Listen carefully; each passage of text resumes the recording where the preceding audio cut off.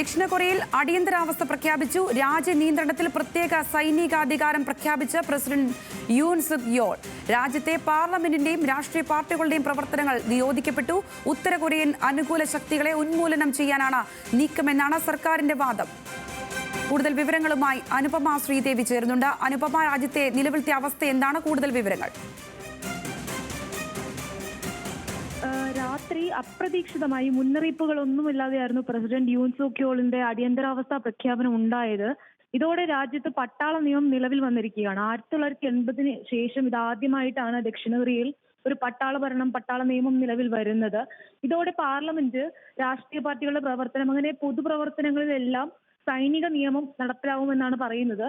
അതായത് ഒരു അടിയന്തരാവസ്ഥയ്ക്ക് കീഴിലുണ്ടാവുന്നത് പോലെ വിചാരണയില്ലാതെ ശിക്ഷ വിധിക്കാനും വാറണ്ട് ഇല്ലാതെ അറസ്റ്റ് ചെയ്യാനുമുള്ള അടക്കമുള്ള നിയമങ്ങളായിരിക്കും, പട്ടാള നിയമങ്ങളായിരിക്കും ഈ രാജ്യത്ത് നടപ്പിലാവുക. പറഞ്ഞതുപോലെ തന്നെ പാർലമെന്റിന്റെയും രാഷ്ട്രീയ പ്രവർത്തനങ്ങളൊക്കെ പൂർണ്ണമായിട്ടും നിരോധിച്ചിട്ടുണ്ട് രാജ്യത്ത്.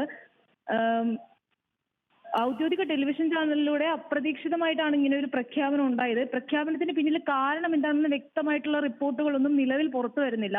ഇപ്പോൾ കിട്ടുന്ന സൂചന എന്താണെന്ന് വെച്ചാൽ രാജ്യത്തിനകത്ത് പ്രതിപക്ഷ കക്ഷികളിൽ ഉത്തര കൊറിയൻ അനുകൂല വിഭാഗങ്ങൾ ഉണ്ടെന്നും ഇവർ ഒരു വിമത നീക്കം നടത്താൻ സാധ്യതയുണ്ട് എന്നടക്കമുള്ള രഹസ്യ വിവരങ്ങളാണ് ഇത്തരമൊരു പ്രഖ്യാപനത്തിലേക്ക് നീളുന്നതെന്നാണ് പറയപ്പെടുന്നത്.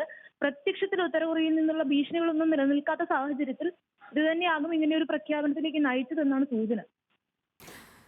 ശരി അനുപമ, എന്താണെങ്കിലും അപ്രതീക്ഷിതമായി ദക്ഷിണ കൊറിയയിൽ അടിയന്തരാവസ്ഥ പ്രഖ്യാപിച്ചിരിക്കുന്നു. 1980 ശേഷം ഇത്തരത്തിലൊരു നീക്കം ഇതാദ്യമാണ്. രാജ്യനിയന്ത്രണത്തിൽ പ്രത്യേക സൈനികാധികാരം പ്രഖ്യാപിച്ചത് പ്രസിഡന്റ് യൂൻ സുക് യോളാണ്. അനുപമ ശ്രീദേവിയാണ് വിശദമായി വിവരങ്ങൾ നൽകിയത്. തിരികെ നമ്മൾ SF 100ലേക്ക് പോവുകയാണ്.